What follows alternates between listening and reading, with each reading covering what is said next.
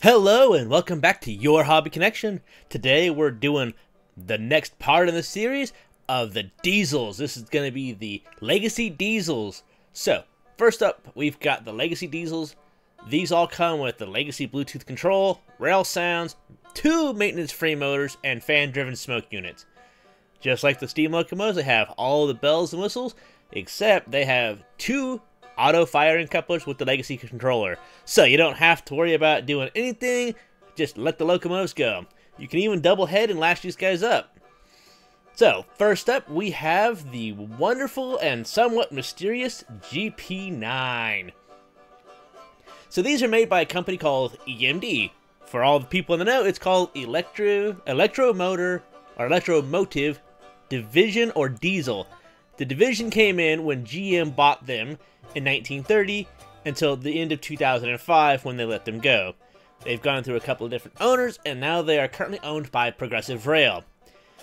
The GP9 was the successor to the GP7 road switcher. The GP9's are more reliable, better power, and have greater moving abilities. The first GP9 was Milwaukee Road number 2400, operating in January 1954. They had a D37 traction motor, a 567C prime mover, and 6 different gear ratios. They could also get there with a steam generator for passenger car service. These were more of a center cab design, not a true center cab, but more of a center cab design in my opinion. They also have a great reliability. They ran for many years. I think that they finally got rid of them by the 1980s, 1990s as far as major railroads. You can find them on some smaller railroads and some short lines. But yeah, all the Class 1 railroads got rid of them in the 1980s. There's not a whole lot of information out there as to, the specifics of them in, terms of why they were made. It's just, they were a great locomotive. They had road power. They were big enough for road, small enough for short lines and yard switchers. So they were kind of that hybrid. The locomotives at some points, if you go and look at this next page over here, you'll see you've got a slug for the Conrail and UP, and you've got a slug for the GP9 Pennsylvania. I call them a slug. What they are is they're the super base GP9Bs. They were cabless, and that's why I call them kind of a slug type deal. They're not an official slug because they had their own prime mover in them, but they are like a slug in my opinion because you lash them up and bada bing bada boom, you've got extra mover and shakers for you. Ironically enough, only 2 railroads, the Pennsylvania and the UP Railroad, were the ones that had these B units. Conrail, as we see over here, never did, which I think it was an inheritance from the Pennsylvania Railroad, so that's something to keep a note of. EMD is not a really big company anymore. They kind of messed up, but that's for later on down in this video. We'll talk about them. But they were extremely popular, heavily operating. I won't say bulletproof, but they were monstrous. But they did have some issues, like, well, for example, they were made from 1954 to 1959 for America, and they ended in 1963 manufacturing for Canada. But their problem was they had a 1,750 horsepower motor, prime mover, and they had 249,000 pounds of weight, but they only got between 52,400 and 29,500 pounds of tractive effort. And on the low end of 54,400, the low end speed was 55 miles an hour, and the high end speed was 90, but the tractive effort was 29,509 pounds. So that was one of their problems. The other problem was fuel. 800 gallons of fuel is what these guys would pack. So that's a bit of a problem when you're trying to use these as a prime mover and a mega operator for the railroad. So that's probably why the Pennsylvania got B units. The cool thing was these were great reliable locomotives, and with the B units you could lash up 3 or 4 of them and just have one cab engine and call it a day. So the first thing up was we got the Minneapolis to St. Louis Road. These numbers were operating in the 1958 order. So that's with the 702 and 705. They were operating in 1958 is when the order was completed. Next up, you've got the N&W 500 and 512. Well, the 500 number was one of the last orders in 1957 that came through, and the 512 came through in 1958 for the ordering. Now we've got the Pennsylvania 7013 and the Pennsylvania 7025. Those were the first series that came out in 1955 for the Pennsylvania, and then the B series came out in 1957 for the Pennsylvania.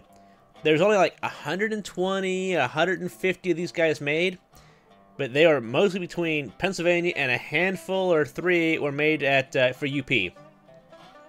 Now the Bangor and Aroostook Railroad, which I did not know was an actual railroad, does exist, and the numbers that it does run with do exist as well. And those were the 1954 when those came in. So, if we'll go and look at the specs up here, as it says, it comes with the standard legacy feature we saw on the previous page. These are 14¼ inches. They do have an 031 minimum curve required. So, as long as you're not running them on 027, you'll be good. And all the new Lionel rail sets come out with 036 curves automatically. Like we said, it has the smoke-driven Bluetooth control capability. It does have LED lighting. The Super Bass is non-powered. All that means is you get the smoke and the sound effects, which is pretty cool. And, you know, it's $100 less, so if you want that beautiful Pennsylvania locomotive and a couple of B units, you can get those. It does have the cool sound. It does have electro couplers on the long hood of the coupler. So I believe it'll be on this side right there where you'd have the electro-firing coupler. Moving up, we've got the Conrails and the CR's type. 2 of them, actually. You got the B unit and the blue style, and you got it in black. I was kind of hoping they'd have the B unit in black as well, but, well, they just didn't do that, unfortunately. And then you've got the UP style. These Conrails these are former Pennsylvania Railroads units. And the numbers all existed underneath their reorganization of the company. The UP3000's, which are these guys right here, all came out in 1957. Also the same thing for the B unit. Came out around the same time as the A units for the Union Pacific. So, what does it look like? Well, I'm glad you asked, because this is what the Minneapolis and St. Louis locomotives looked like for the railroad that we're operating. So, if you look at them, they look very close to the original stuff. And then up next, we've also got the Pennsylvania B units. So, they were pretty faithful with their adaptation. It still looks weird to me having that B units missing its cab there, but that's their B units and A units on the Pennsylvania sub. Up next, we've got the ES44 AC. They don't say AC on these things, but they had the option of the ES44 AC or the ES44 DC. Most of them were ACs, but there were a few specifically specialty ordered DC motors. The ACs came out in the 2005 to current eras when they're being built, but they first debuted in 2005. So, as we all know, AC stands for alternating current, and the DC stands for direct current. So these things used to use direct current up until around 2000 or so, and that was started in the 1930s and 1940s by EMD. It's pretty crazy when you think about it, from 1939 to just about the 2000s era, that the primary mover for these motive powers was, in fact, a DC traction motor. That's pretty insane when you think about it. So they finally moved up to it, and it's the most modern day locomotive you'll see. It has that anvil shape on the back end of the locomotive for the top flare. That's kind of the way I look at it, anyways. They were known as the Evolution Series number 44, and the 44 stood for 4,400 horsepower. The first test models were built in 2003. But the actual motors that were used and ordered were in 2005. So, a bit of fun history there. These were the game changer, because like I said, they transitioned from DCs to AC motors, and they were putting EMD on the back foot. And this motive power was one of the killing blows to the EMD franchise.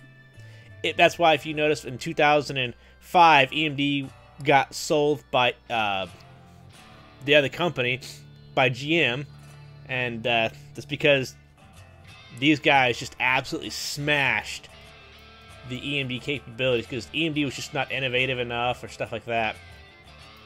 Now these bad boys are 19 inches long. They take an 054 curve. Of course, they all do the smoke, lights, and couplers like everything else does. So, these are the highly efficient locomotives. They were the Tier 2, now Tier 3, Tier 4, and I believe even Tier 5 capable engines for the EPA's environmental requirements. That's what's made them so useful, is that they've been able to transition through the next 3 phases of the EPA's regulations for the environmental output of these locomotives. So, as we know, they've got 4,400 horsepower, but they weigh 424,000 pounds. That's a lot of weight.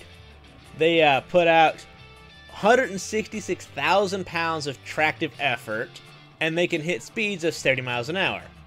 They also have 5,000 gallons of fuel. It's a far cry from the original ones of the EMD GP9's. So, the BNSF, they ordered theirs. They were one of the first orderers. They ordered those in 2005. The CP ordered theirs in 2011 to 2012. Up next, the CSX. These guys started ordering them in 2012. Now, the Norfolk Southern, the 34 was ordered in 2008. The 8092 was ordered in 2012. The number 59 was ordered in 2013. And then, lo and behold, the beautiful UP locomotives were all ordered in 2006. I guess UP kind of got jealous of BN and be like, hey, y'all are ordering these? We need to order them too. So, yeah, follow the leader there, it looks like. These do have the Super Bs again. I do like that we have the opportunity to buy a couple of different road numbers between the A and B unit. I call the 5909 and the super base ones, I call those the B units because they don't have tractive motors in them. They've just got sound and smoke. So it's kind of one of those things you're going, man, I kind of wish that they would have had the same, motive power. This way you could have had 3 locomotives with power if you wanted to run 3 different ones. But I understand some people may want just the A unit and the dummy unit, so they don't have to try to spend the extra $200 or whatever it is in order to get the other powered motor. So as far as the EMDs are concerned and the GEs, they were all great locomotives, but the ES44's were just way better. Going back to that, I mean, the GP9's sold around 6,000 or so locomotives, but the EMD, they didn't keep up with it, and that's where GE has been smashing it. They've been selling, I think they're up to like 8,000, 9,000 units right now of these motive powers. So yeah, they did quite a bit. So this is the current era locomotives and railroads that are running these guys. They missed a couple of them, but we also get to see some old railroads that would have been sporting a similar locomotive, and this is all thanks to the heritage of the Norfolk Southern. Norfolk Southern is doing their beautiful rendition of what they think the paint jobs would have been for the railroads that they've acquired over the years. You've got the Central Georgia Railroad, you've got the Lehigh Valley Railroad, you've got the Monongahela Heritage Railroad. I know I butchered that name, I apologize. And then, of course, the grand old Norfolk and Western with the Pennsylvania as well. Now, I couldn't figure out what the numbering scheme was about as far as why NS was numbering them in these ways. I did look them up. These are the actual road numbers that the Norfolk Southern is running with them, so that is applaudable. I love that they're doing it. I suppose what I don't know about, or I kind of have questions about, is like the Central of Georgia, the non-powered one is 8101 and the powered one is 8101. I was kind of hoping that there'd be some kind of differential going, hey, here's the powered, here's the non-powered on the road number, or maybe make it like 8101-2, -1 or -2 to help differentiate the powered and non-powered. I get that they want to stay historically accurate to what the Norfolk Southern is doing for their Heritage Fleet. It just felt like a missed opportunity in my opinion. The the Lehigh Valleys and all these other locomotives all come with a non-powered unit. I'm not a fan of how much extra they're charging for the powered and non-powered units. Because if we go back and look at the B units, or the super bases, they're $600. These are $430. It's kind of like, I wish that they would have lowered the price of these engines altogether and maybe made the non-powered ones like $400, $375, $350, something like that.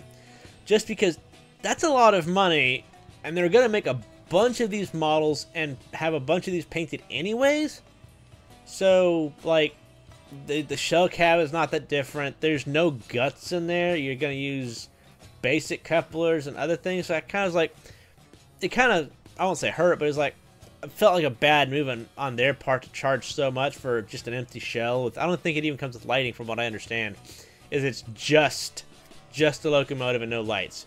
Like I said, I could be wrong, but from my research, I couldn't find anything about them having lights or rollers on them. Up next, we've got the CSX Heritage Fleet from all the locomotives and the railroads that they've acquired. So these are beautiful. Now, I did do some research as to what the numbers on these locomotives mean. 1827, that's when the B&O officially got founded. Although they technically didn't start laying down railroad until the 29. So 1829 is when they finally started laying down railroad, but they were incorporated and founded in 1827. And so what is Conrail? 1976 was the year that they were founded. The chassis system, 1973.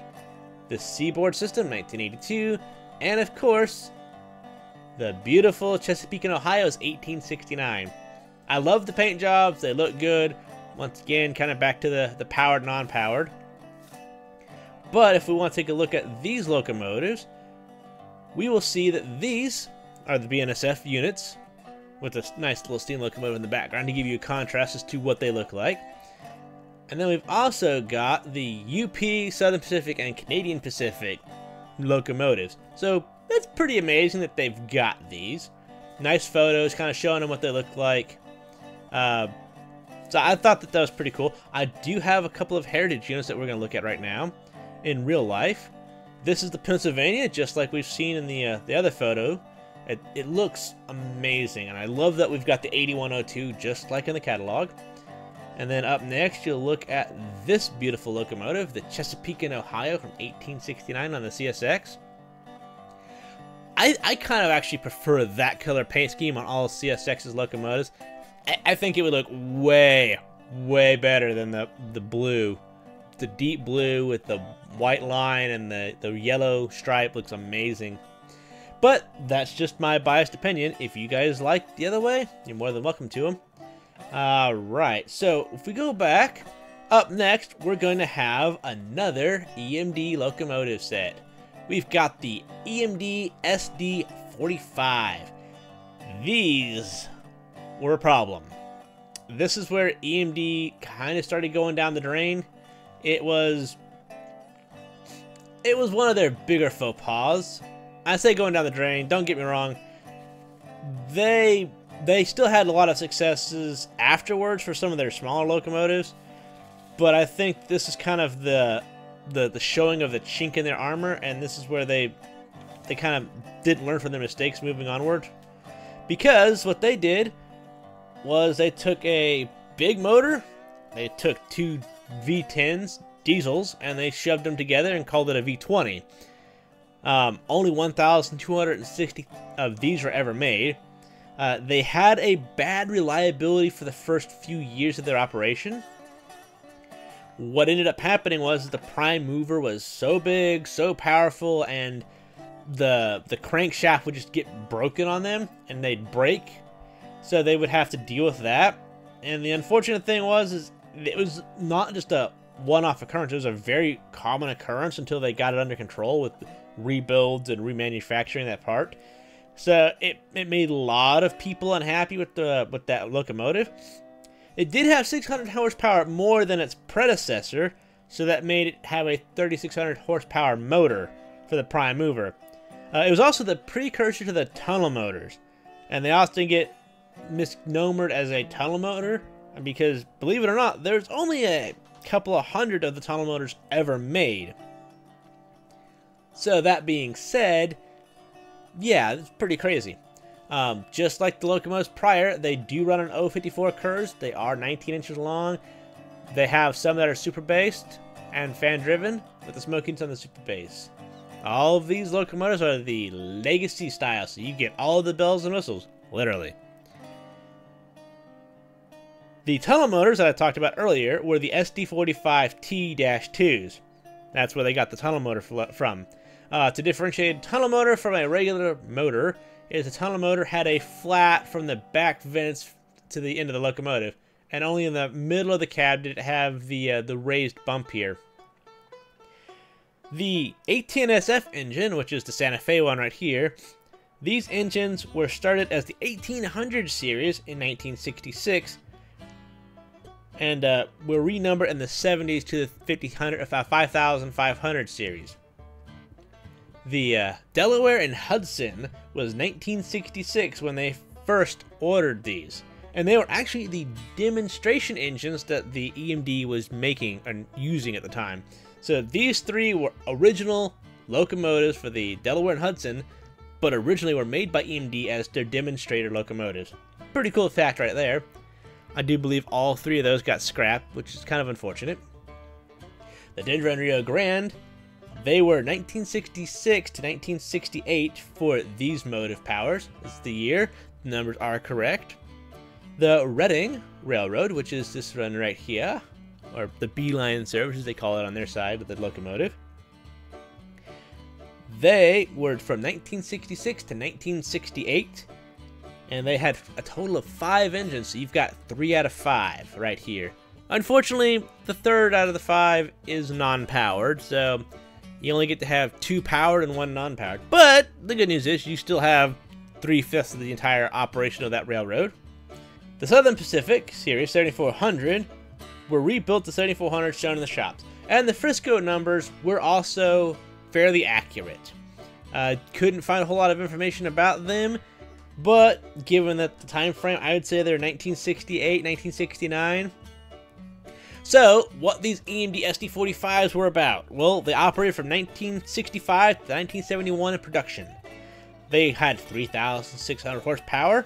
They weighed 368,000 pounds. They had a starting of 92,000 pounds of start tractive effort and a constant of 82,100 pounds of tractive effort. They had 3,200 gallons of fuel and a top speed of 65 miles an hour. And if we look at numbers right here, we've got the Rio Grande. This is actually the tunnel motor right here. So you can kind of see it's got that little flare. And then you've got the non-tunnel motor, the SD45. So this one's the SD45T-2. This is the SD45 right here. You can see the difference between the flare on the back end versus the flare on the center end. So that's how you can differentiate the tunnel motors from the other one. And if we go here, we've got the Frisco 923. And you've got that, once again, very easy to distinguish center flare and then the rear end flare to distinguish the tunnel motor from a regular SD45. Well, I hope you guys liked this video. Please like, subscribe, share it with your friends and family. And make sure you guys stay safe on the railroad out there.